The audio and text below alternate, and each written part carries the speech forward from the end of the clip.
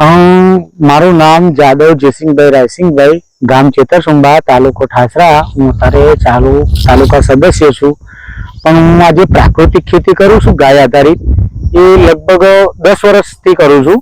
પણ જ્યારે 10 વર્ષથી એ ખેતી કરું, પણ જ્યારે તાલુકા સભ્ય થયો અને જ્યારે અંદર ગયો તાલુકામાં, એટલે સતીશભાઈ કરીને આત્મા પ્રોજેક્ટમાંથી આપણને મળ્યા.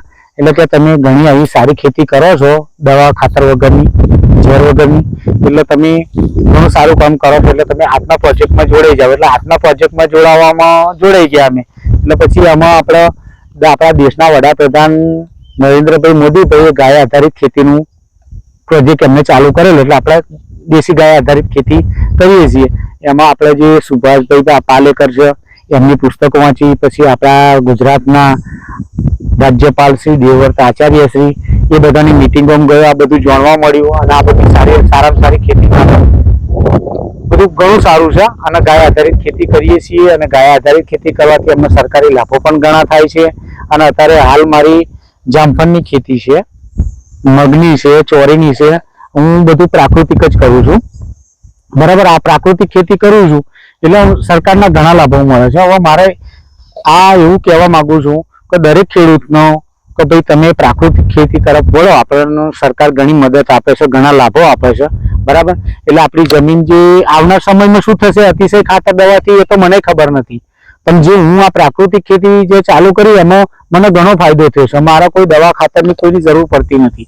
હું જીવામૃત, ઘન જીવામૃત, અચ્છાદાન, આ બધા અગ્નિસ્ત્ર, આ બધી દવાઓ પુસ્તકમાં લખેલી છે સુભાષ પાલેકરજીની. એટલે આમાં બધું એનું બનાવીને ઉપયોગ કરું છું. મારા બહારની કોઈ પ્રોડક્ટની જરૂર પડતી નથી અને કોઈ દવા પણ લાવતો નથી. એના સારી રીતે આ કામ કરું છું એમ.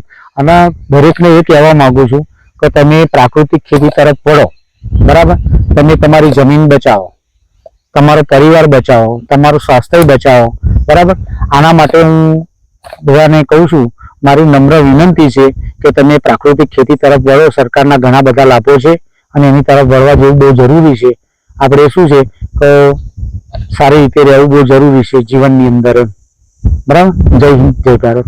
My school is one such future ready school where I understand each and every concept taught in the class and don't rote learn, where teachers don't just use books and blackboard to teach but use new ways of teaching and learning like audiovisual learning, activity-based learning and group activities which enhances my conceptual understanding. My school also teaches coding, which is an important 21st century skill.